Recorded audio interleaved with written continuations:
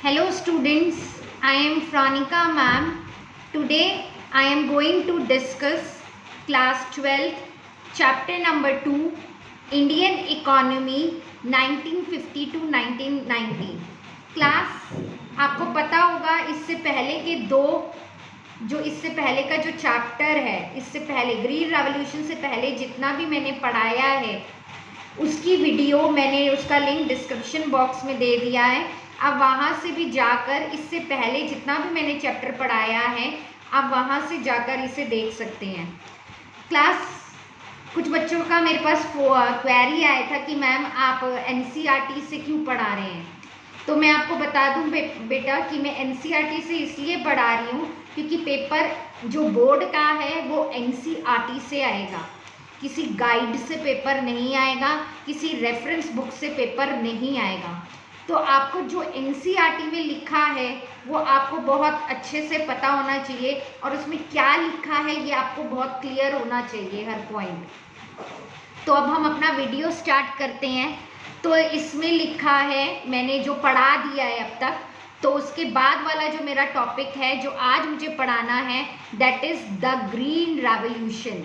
इसे आप हिंदी में हरित क्रांति भी बोलते हैं और आफ्टर 6th क्लास से आप इसके बारे में पढ़ते ही आ रहे हैं कि ग्रीन रेवोल्यूशन क्या होता है, इसमें क्या हुआ था और इसमें क्या नहीं हुआ था।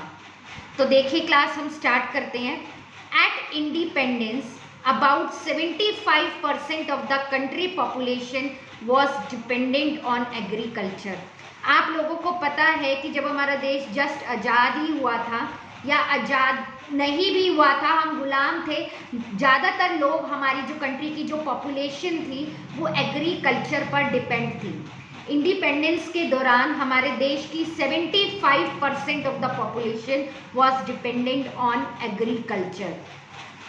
Productivity in the agriculture sector was very low because of the use of old technology and the absence of required infrastructure for the vast majority of farmers। जो आपकी कंट्री की जो एग्रीकल्चर सेक्टर था उसकी प्रोडक्टिविटी बहुत लो थी। अब कुछ बच्चे मुझसे पूछते हैं कि मैम प्रोडक्टिविटी क्या होता है। मैं आपको ना एक एग्जांपल देके बताती हूँ कि किसी भी चीज़ को बनाने में आप किस चीज का इस्तेमाल कर रहे हैं जिससे आपका उस चीज का प्रोडक्शन काफी गुना बढ़ जाए। तो प्रोडक्टिविटी क्यों लो थी हमारे देश की एग्रीकल्चर सेक्टर की, क्योंकि जो हम खेती बाड़ी के समय जो हम टेक्नोलॉजी का इस्तेमाल कर रहे थे वो हमारी आउटडेटेड थी या पुरानी टेक्नोलॉजी थी। ग्रीन रेवोल्यूशन के ही टाइम पर आपकी कंट्री में tractors, HYV seeds, insecticides, pesticides का इस्तेमाल हुआ है। हाँ, ये सारी फैसिलिटीज़ कॉस्टली बहुत ज़्यादा होती हैं जिसे आज के टाइम में भी पुअर फार्मर्स अफोर्ड नहीं कर पाते। तो जब आपके टाइम में पहले की अगर मैं बात करूं, बिफोर इंडिपेंडेंस या at the time of independence, just हमारा देश जस्ट आज़ाद हुआ था, तो उस समय हमारी एग्रीकल्चर सेक्टर की प्रोडक्टिविटी क्या थी, लो थी। इस वजह से ही तो हमारे देश में हरित क्रांति लाया गया था जिससे हमारी कंट्री में प्रोडक्शन जो है एग्रीकल्चर सेक्टर का बढ़ जाए।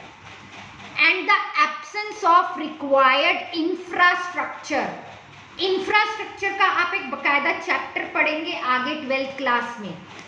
तो इंफ्रास्ट्रक्चर की भी कमी थी, मतलब एक एग्रीकल्चर सेक्टर के लिए जो इंफ्रास्ट्रक्चर चाहिए, मजबूती चाहिए, land, infrastructure, building, tools, equipments, उसकी भी हमारे देश के पास क्या थी, बहुत ज़्यादा कमी थी। क्लियर हुआ? तो प्रोडक्टिविटी आपको समझ में आया। किसी भी चीज़ को आप बना रहे हो, प्रोड्यूस कर रहे हो, दैट इज प्रोडक्शन। लेकिन प्रोडक्टिविटी कैसे बढ़ाओगे आप किसी भी चीज़ की? आप उसमें अच्छे सीड्स का इस्तेमाल करिए, अच्छी टेक्नोलॉजी का इस्तेमाल करिए। तो जहां वो आपको 100 क्विंटल गेहूं बना के देती थी, अब वो आपको 1000 क्विंटल बना के कैसे देगी? तो उसी को कहते हैं प्रोडक्टिविटी को बढ़ाना। आई बात समझ में? तो India agriculture vitally depends on the,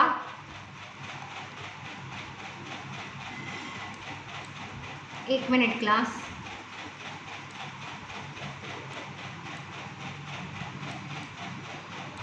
yes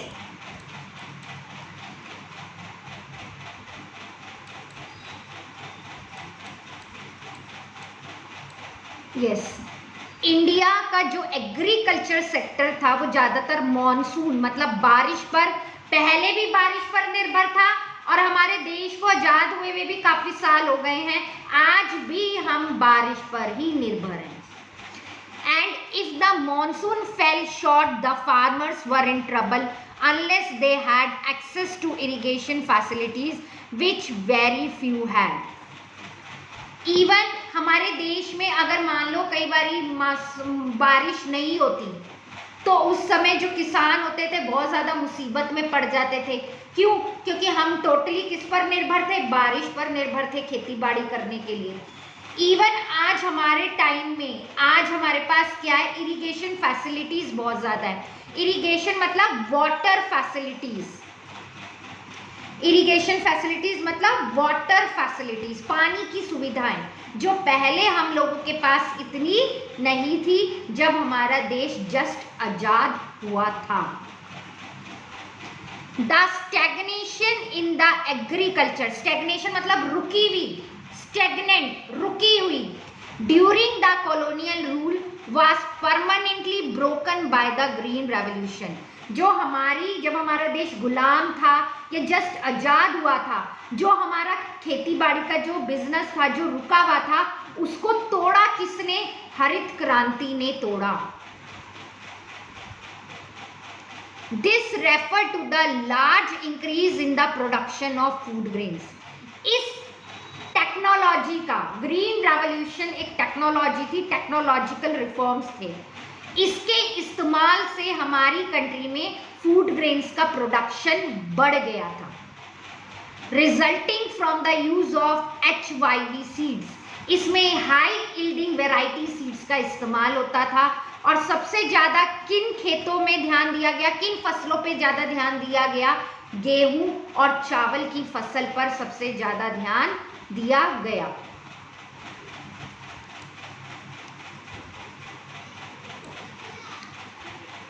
The use of these seed required the use of fertilizers and pesticides in the correct quantities of as well as regular supply of water. In seeds को बकायदा proper पानी की ज़रूरत पड़ती थी और proper fertiliser या pesticides की ज़रूरत पड़ती थी, जब भी ये फसलें जो हैं ग्रीन रेवोल्यूशन टेक्नोलॉजी के थ्रू उगाई गई थी। The application of these inputs in correct proportion is vital. Vital मतलब बहुत ज़्यादा, वाइटल मतलब विटाल बोल रही हूँ मैं, वाइटल महत्वपूर्ण थे। इस हरित क्रांति में HYV seeds, insecticides, pesticide, irrigation facilities का बहुत बड़ा रोल है। The farmers who could benefit from HYV seeds required reliable irrigation facilities as well as financial resources to purchase fertilizer and pesticide.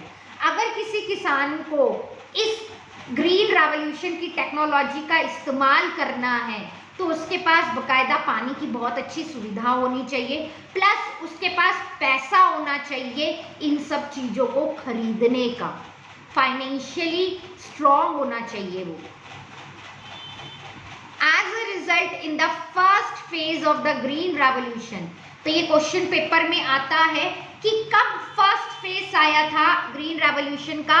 Approximately mid 1916 up to mid 1970s, मतलब 1960s से और 1917 के time पर इसका पहला phase आपको देखने को मिला था।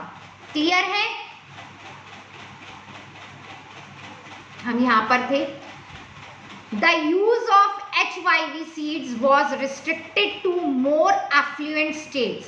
इसका इस्तेमाल सिर्फ कुछ ही स्टेट्स को सबसे ज़्यादा फायदा हुआ था इस चीज़ को अपनाने से या इस टेक्नोलॉजी को अपनाने से।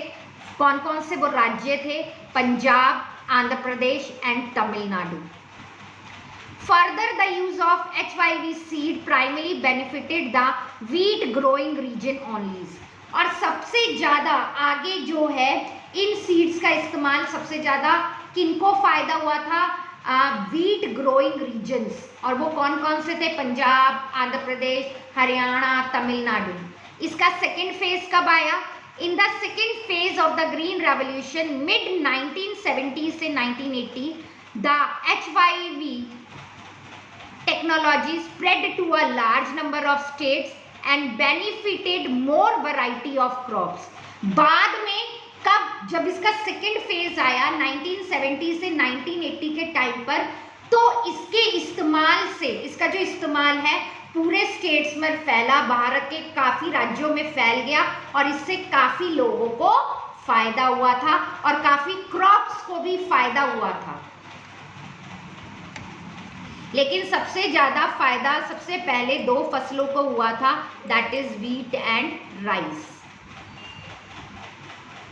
The spread of green revolution technology enabled India to achieve self sufficiency in food grains. इससे क्या बनाया हमने? इस टेक्नोलॉजी के इस्तेमाल से अपने आप को इतना डेवलप्ड कर लिया एग्रीकल्चर सेक्टर में कि अब हमें किसी जगह से, हमें अमेरिका से खाना इंपोर्ट करने की ज़रूरत नहीं थी। अब हम खुद फूड ग्रेन्स के अंदर सेल्फ सफिशिएंट हो गए थे कि हम इतना बना पाते थे कि हमारा देश उसमें आसानी से उस खाने के साथ जी सके। We no longer had to be at the mercy of America or any other nation for meeting our nation food requirements. मतलब हमें खाना इंपोर्ट करने की जरूरत नहीं पड़ी थी इस टेक्नोलॉजी का इस्तेमाल करने से। Growth in the agriculture output is important. पैसा आना, ग्रोथ माने क्या होता है? पैसा, इकोनॉमिक ग्रोथ एग्रीकल्चर आउटपुट में बहुत ज़्यादा इम्पॉर्टेंट है, but it is not enough, ये सफिशिएंट नहीं है। If a large proportion of this increase is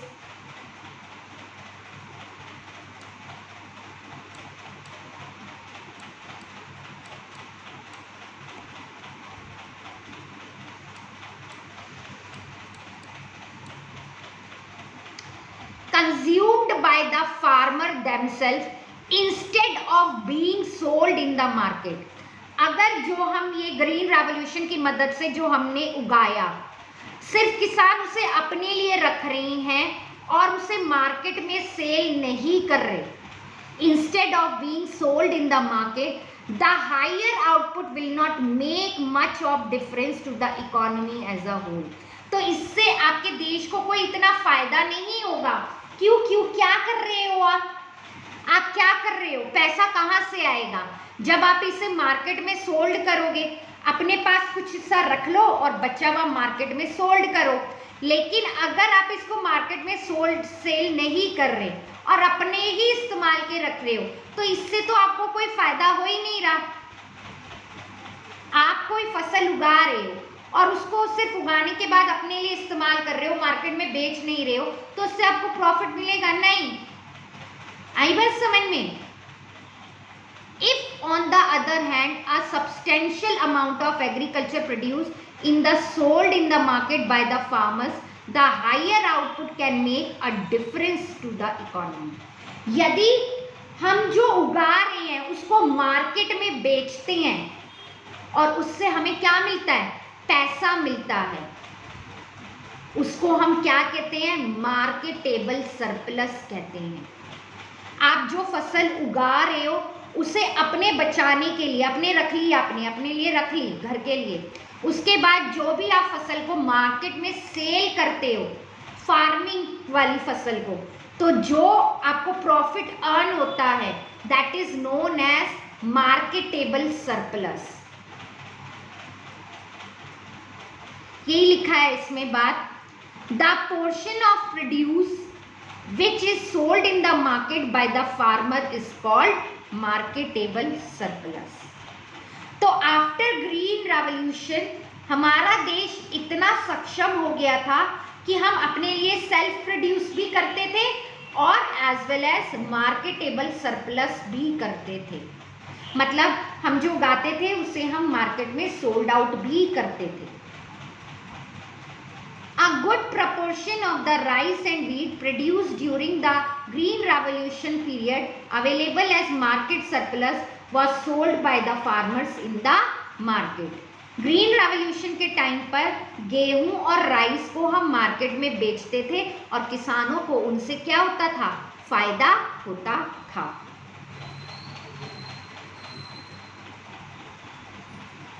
As a result, the price of food grains declined relative to the other items of consumption. इससे क्या हुआ? अब आप एक बात सोचिए, जब हर किसान अपनी चीज को मार्केट में बेचेगा तो कोई कंज्यूमर जब खरीदेगा ना, जब उसका प्राइस कम होगा। एक सिंपल सी बात है, कोई भी किसान है वो अपनी चीज को मार्केटेबल सरप्लस मार्केट में बेच रहा है, वो तो अपने प्रॉफिट के लिए बेच रहा है, लेकिन वो एक अकेला किसान कोई ना है, उसके साथ तो लाखों किसान है। तो जब वो अपने मार्केट में वो चीज को बेचेंगे सारे मिलकर, गेहूं चावल, तो आपको क्या लगता है उनको अपना प्राइस क्या करना पड़ेगा? ऑटोमेटिकली वो प्राइस क्या हो जाएगा, कम हो जाएगा, क्योंकि जब वो चीज मार्केट में बल्क में मिल रही है, बहुत ज्यादा क्वांटिटी में मिल रही है, तो कंज्यूमर उसके लिए इतना ज्यादा पे क्यों करेगा? कम प्राइस में खरीदेगा ना वो उसे, तो इसलिए उसका प्राइस क्या हो जाता है, कम हो जाता है, डिक्लाइन हो जाता है। As a result, the price of food grains declined relative to items of consumption. The low income group who spend a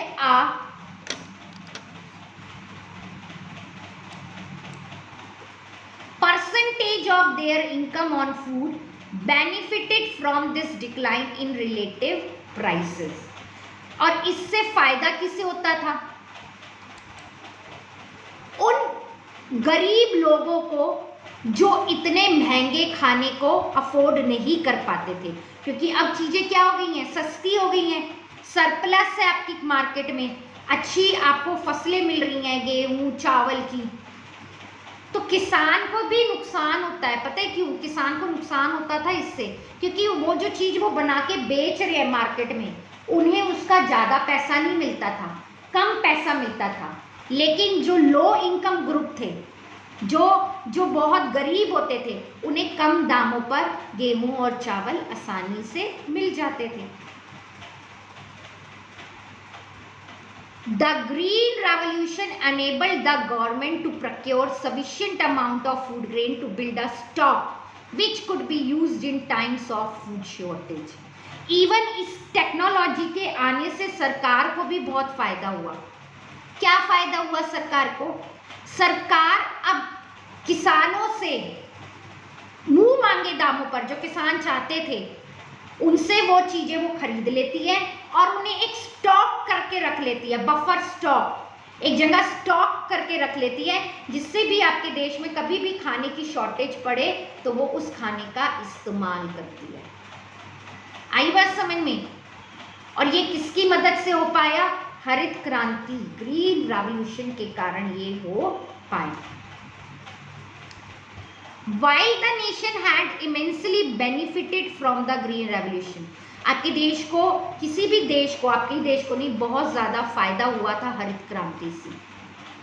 The technology involved was not free from risk. अब हर एक चीज के फायदे होते हैं तो नुकसान भी होते हैं। अब ये टेक्नोलॉजी भी रिस्क से भरी पड़ी थी, इसमें भी रिस्क था, डर था, इसका भी कुछ डिसएडवांटेज था। One such risk was the possibility that it would increase the disparities between big and small farmers. Disparities मतलब अमीरी और गरीबी के गैप को इसने बढ़ा दिया। क्यों? क्योंकि ये ग्रीन रेवोल्यूशन की जो टेक्नोलॉजी है, ये हर किसान अफोर्ड नहीं कर पाता था। जिसके पास पैसा होगा वो ही तो इस टेक्नोलॉजी को अफोर्ड कर पाएगा। तो इससे इनके बीच में बिग फार्मर्स और स्मॉल फार्मर के बीच के गैप को बढ़ा दिया। Since only the big farmer could afford the required inputs, इसको ज्यादातर कौन अफोर्ड कर पाते थे? सिर्फ बिग फार्मर्स अफोर्ड कर पाते थे। Thereby reaping most of the benefits of the green revolution. ग्रीन रेवोल्यूशन का सबसे ज्यादा फायदा कौन निकाल पाता था? Big farmers, because they can afford this technology. Moreover the HYV crops were also prone to attack by pests, and the small farmer who adopted this technology could lose everything in a pest attack. और ये ज़्यादातर क्या होते थे ना, जहाँ पर इन seeds का इस्तेमाल होता था वहाँ पेस्ट अटैक भी हो जाता था. रैट्स के द्वारा उसे खा लिया जाता था, खराब हो जाती थी फसलें क्योंकि पेस्ट अटैक हो जाए वहाँ पे.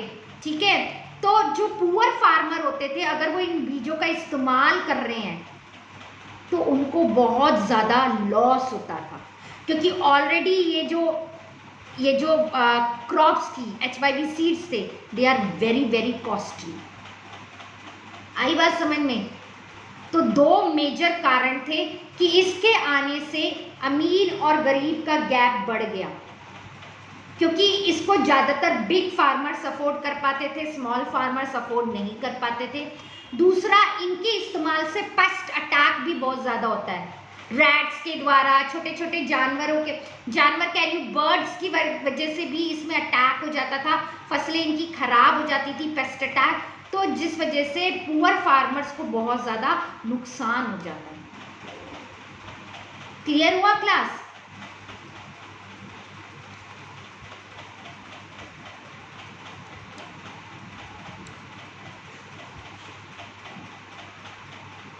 आगे देखते हैं. Fortunately, these fears did not come true because of the steps taken by the government. The government provided loan at a low interest rate to small farmers and subsidized fertilizers so that the small farmer could also have access to the needed inputs.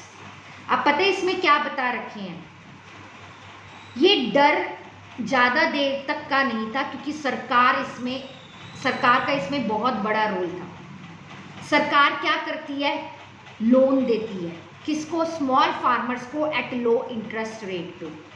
और कई बार सरकार क्या करती है? इन्हें subsidy दे देती है fertilisers पर, खाद पर, मेन्योर्स पर. कैसी सब्सिडी का मतलब क्या होता है? एक तरह का फाइनेंशियल असिस्टेंट ग्रांट दे रही है, पैसों में थोड़ी आपको छूट दे रही है कि किसान इसे खरीदे और इससे ये फर्टिलाइजर खरीद ले और ये भी इन सीड्स का इस्तेमाल कर सके. एक तरह की छूट देना, फाइनेंशियली पैसों का कंसेशन, ग्रांट देना, कंसेशन देना, जिससे कि ये गरीब किसान भी इन सीड्स को कम पैसों में खरीद पाए और वो भी इन सीड्स का इस्तेमाल कर पाए. आई बात समझ में? Since the small farmer could obtain the required inputs, the output on small farm equaled the output on large farms in the course of time.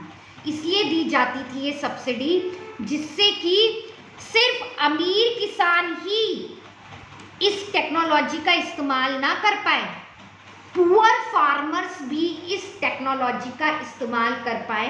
या तो वो बैंक से लोन ले लें कम इंटरेस्ट रेट पे इनको खरीदने के लिए, या फिर वो फर्टिलाइजर में भी सब्सिडी दे देती है सरकार, कि एक तरीके का ग्रांट देना, कंसेशन, छूट देना कि आप ये सीड्स खरीद लो कम दामों पे और आप इनका इस्तेमाल करो और फिर आप इस टेक्नोलॉजी का इस्तेमाल करो और आप भी बिग फार्मर्स की तरह अच्छी प्रोडक्शन करो. As a result, the Green Revolution benefited the small as well as rich farmers. इससे क्या हुआ? ग्रीन रेवोल्यूशन का फायदा सिर्फ पुअर फार्मर्स को ही नहीं हुआ या स्मॉल फार्मर्स को ही नहीं हुआ, बड़े बड़े किसानों को भी इससे बहुत ज़्यादा फायदा हुआ. The risk of the small farmers being ruined खत्म हो गया. अब स्मॉल फार्मर्स को जो रिस्क लगता था, डर लगता था, वो खत्म हो गया. When pest attacks their crops was considerably reduced by the services rendered by the research institute established by the government. सरकार ने पेस्ट अटैक को रोकने के लिए भी बहुत सारे रिसर्च इंस्टीट्यूट बनाए हैं और स्मॉल फार्मर्स को उस पर भी सब्सिडी दी जाती है कि आप उनका इस्तेमाल करिए, आपकी क्रॉप खराब नहीं होगी। आगे देखते हैं। You should note that the Green Revolution would have favored the big farmers only if the state did not play an extensive role in ensuring that the small farmers also gain from the new technology। बहुत बढ़िया बात लिखी गई है इसमें। Green revolution जो है जब भी अमीर किसानों को फायदा दिला सकता है जब वहां की सरकार अच्छे से काम ना करे। अगर सरकार छोटे किसानों के साथ मिलकर चलेगी और छोटे किसान भी सरकार के साथ मिलकर चलेंगे तो ही ग्रीन रेवोल्यूशन का फायदा सिर्फ अमीर फार्मर्स को ही नहीं होगा, पुअर फार्मर्स को भी बहुत अच्छा फायदा होगा। और इसमें पुअर फार्मर्स की मदद कौन करेगी? सरकार। सरकार उन्हें फर्टिलाइजर्स पर सब्सिडी दिलवाएगी, एक तरह का फाइनेंशियली ग्रांट, कंसेशन ग्रांट। आप भी वो प्रोडक्शन कर सकते हो इन्हीं चीजों का इस्तेमाल करके। आई बात समझ में? तो गवर्नमेंट का एक बहुत इंपॉर्टेंट रोल होता है ग्रीन रेवोल्यूशन के अंदर। आई बात समझ में? आगे देखते हैं।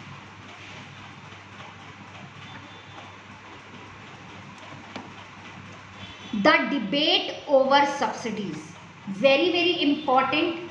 सब्सिडी मैंने अभी आपको बताया क्या होता है, एक तरह का फाइनेंशियली कंसेशन ग्रांट होता है जो सरकार छोटे किसानों को देती है जिससे वो भी अपने प्रोडक्शन को बढ़ा सके और किन किन चीजों का इस्तेमाल कर सके, HYV सीड्स, इंसेक्टिसाइड्स, पेस्टिसाइड्स। तो सरकार उन्हें एक तरह का फाइनेंशियली कंसेशन ग्रांट देती है, छूट देना कि आप भी इन चीजों का इस्तेमाल करो और अपने प्रोडक्शन को बढ़ाओ। आई बात समझ में?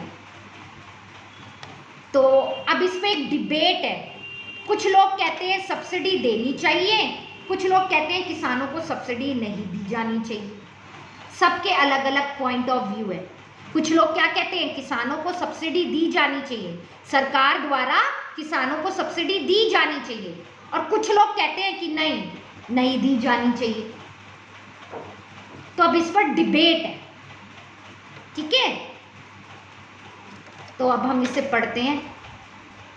The economic justification of subsidy in agriculture is present A hotly debate question. आज के टाइम में सब्सिडी सरकार को दी जानी चाहिए किसानों को या नहीं, एक बहुत बड़ा डिबेट का क्वेश्चन है।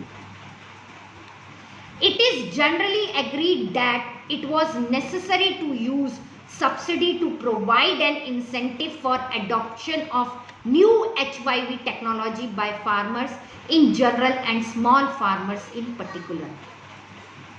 बहुत सारे लोग ये कहते हैं कि हाँ सब्सिडी दी जानी चाहिए जिससे गरीब किसानों को नई टेक्नोलॉजी का इस्तेमाल करने में कुछ मदद मिले, क्योंकि वो गरीब हैं, वो इस टेक्नोलॉजी को अफोर्ड नहीं कर पाते। अगर सरकार उन्हें थोड़ा फाइनेंशियली कंसेशन ग्रांट देगी तो वो भी इन चीज़ों का इस्तेमाल करके अच्छा प्रोडक्शन कर सकते हैं। Any new technology will be looked upon as being risky by the farmers। किसी भी नई टेक्नोलॉजी का इस्तेमाल करना छोटे किसानों के लिए बहुत मुश्किल होता है, क्योंकि उनके पास इतना पैसा ही नहीं होता कि वो उस न्यू टेक्नोलॉजी को खरीद सकें। Subsidies were therefore needed to encourage farmer to test the new technology। अगर सरकार उन्हें सब्सिडी देगी, कंसेशन, फाइनेंशियली कंसेशन ग्रांट देगी, तो वो भी इस चीज को खरीदेंगे और इसका इस्तेमाल करेंगे। और उनको भी इस टेक्नोलॉजी से फायदा होगा। ठीक है class.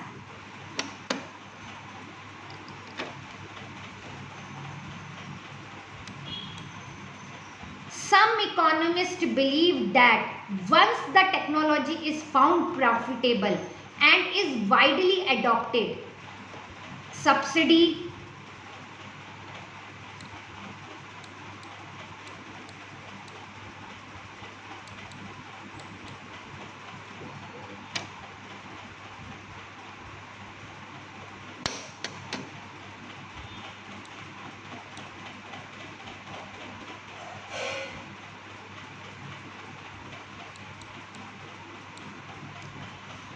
subsidy should be phased out since their purpose has been served.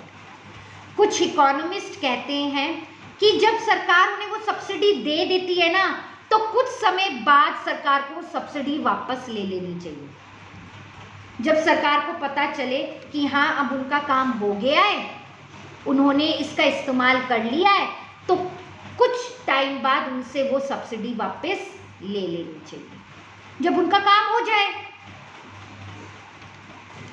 Further, subsidies are meant to benefit the farmers, but a substantial amount of fertilizer subsidy also benefit the fertilizer industry.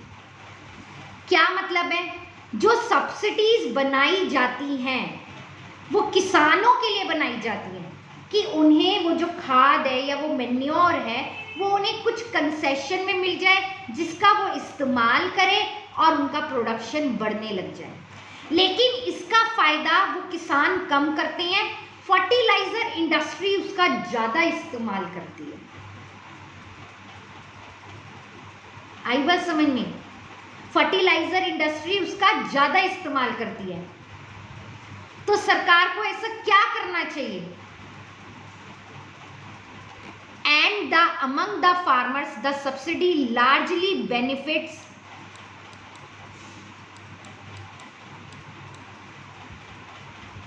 The farmer in the more prosperous region. और सबसे ज़्यादा इस subsidy का फायदा उन ज़्यादातर उसका फायदा बड़े किसान ले जाते हैं। छोटे किसानों को तो पता ही नहीं होता कि सब्सिडी मिल रही है या सब्सिडी कहाँ मिल रही है। सरकार ने ऐसे कोई बैंक बना रखे हैं जहाँ हम जाएंगे तो हमें फर्टिलाइजर सब्सिडी में छूट मिलेगी, हम भी इस टेक्नोलॉजी का इस्तेमाल कर सकते हैं, उन्हें पता ही नहीं होता। और उसका फायदा कौन ले जाता है? Big farmers. क्लियर हुआ class?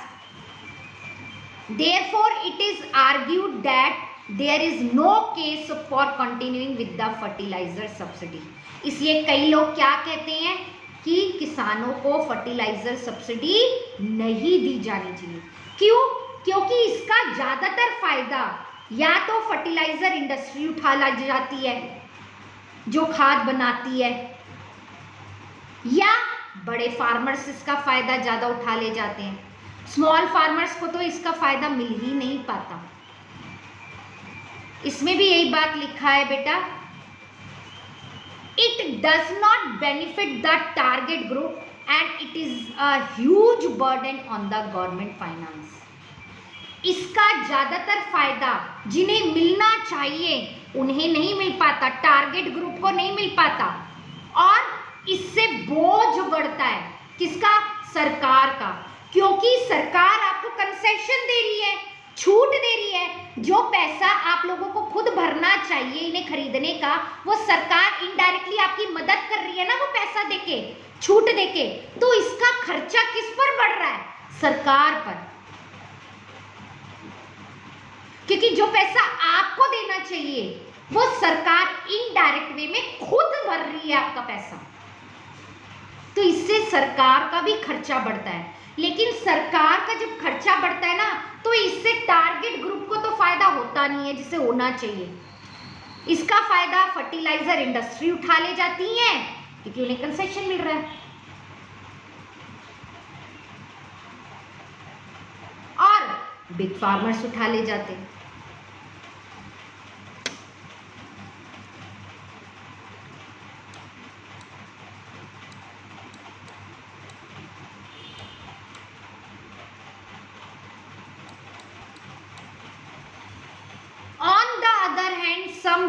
that the government should continue with agriculture subsidy.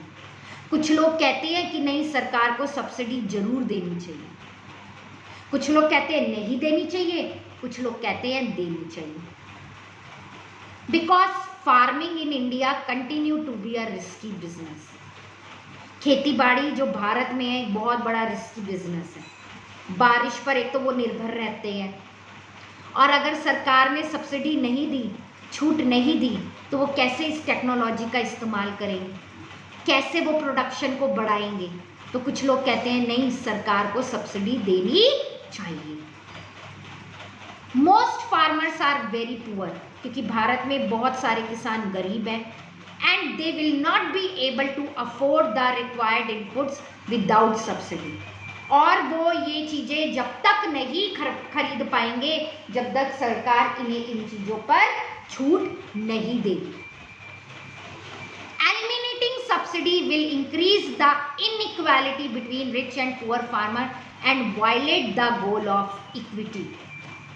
अगर सरकार ने उन्हें इन सब चीज़ों में छूट नहीं दी, सब्सिडी नहीं दी, तो बिग फार्मर्स बड़ी आसानी से इस टेक्नोलॉजी का इस्तेमाल करेंगे और अमीर और गरीब फार्मर्स का गैप बढ़ जाएगा, और हमारे देश में कभी भी इक्विटी समानता नहीं आ पाएगी. आपने देखा होगा क्यों आज के टाइम में भी बहुत सारे किसान सुसाइड करते हैं.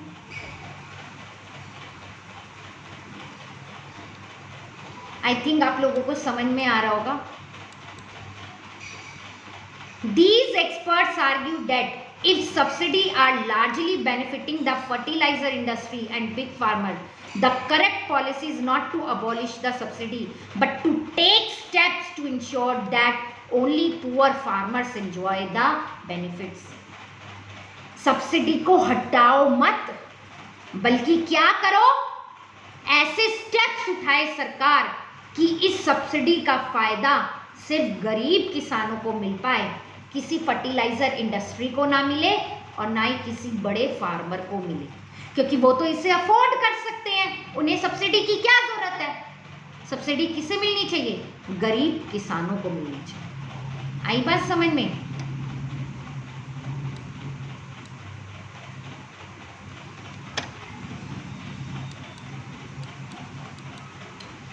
Thus, by the late 1960s, Indian agriculture productivity had increased sufficient to enable the country to be self-sufficient in food grain. Yes, after green revolution जो है हमारा देश क्या हो गया था, एग्रीकल्चर सेक्टर में सेल्फ सफिशिएंट हो गया था because of the green revolution. This is an achievement to be proud of, जिस पे हमें गर्व होना चाहिए. One of the negative side, अब इसका एक ड्रॉबैक भी था. Some 65% of the country population continued to be employed in agriculture sector even as late 1990s. Till 1990 तक भी हमारे देश की 65% पॉपुलेशन एग्रीकल्चर में लगी हुई थी. 1990 तक भी आपके देश की 65% ऑफ द पॉपुलेशन किस सेक्टर में काम करती थी, खेती बाड़ी में काम करती थी.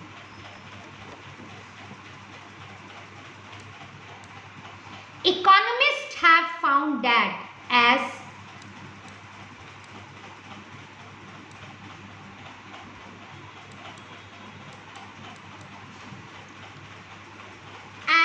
a nation become more prosperous, the proportion of GDP contributed by agriculture as well as the proportion of population working in the sector decline considerably.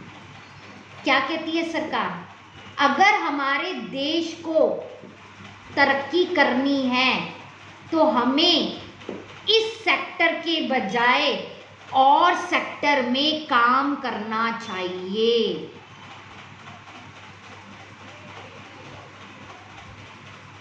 आई बात समझ में. अगर हमें क्लियर हुआ तरक्की करनी है हमारे देश को, तो हमारे देश को इसके साथ साथ और सेक्टर्स में भी काम करना चाहिए और इसको छोड़कर इंडस्ट्री और ट्रेड सेक्टर में काम करना चाहिए.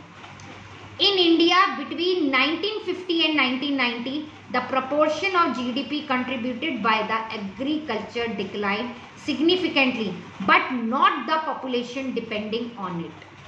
हमारे देश में 1950 से लेकर 1990 के टाइम के बीच में इस सेक्टर से पैसा कम आ रहा था, लेकिन लोग इस सेक्टर में बहुत ज्यादा लगे हुए थे. आप मेरी बात समझ रहे हैं? जीडीपी का जो कंट्रीब्यूशन था, जीडीपी मतलब पैसा, इकोनॉमिक ग्रोथ, पैसा कम आ रहा था इस सेक्टर से, लेकिन हमारे देश की 65% of the population is employed in this sector.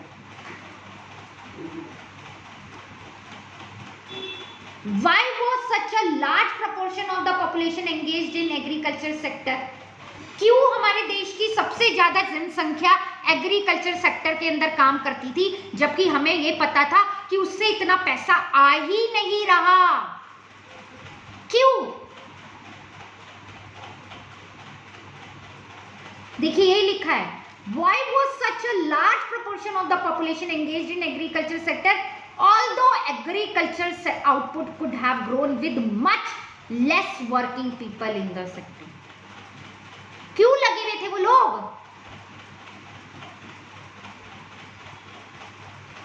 The reason is that the industrial and service sector did not absorb the people. क्यों लगे हुए थे? क्योंकि जो इंडस्ट्री सेक्टर था, लिखा भी है, the industry sector and the service sector did not absorb. जो हमारे देश में, मैंने अभी आपको बोला, इस सेक्टर से इतना पैसा नहीं आ रहा था, एग्रीकल्चर सेक्टर से, लेकिन हमारी कंट्री की 65% से भी ज्यादा पॉपुलेशन एग्रीकल्चर सेक्टर में रह के काम कर रही थी, जबकि उन्हें पता है कि इस सेक्टर में कोई पैसा नहीं है. क्यों? क्योंकि इंडस्ट्री सेक्टर और सर्विस सेक्टर इन लोगों को नौकरियां नहीं दे पा रही थी, क्योंकि ज्यादातर इंडस्ट्री और सर्विस सेक्टर में काम मशीनों से होता है. वो इन लोगों को ज्यादा नौकरियां नहीं दे पा रही थी, इसलिए हमारे देश के लोगों को खेती बाड़ी करनी पड़ रही थी.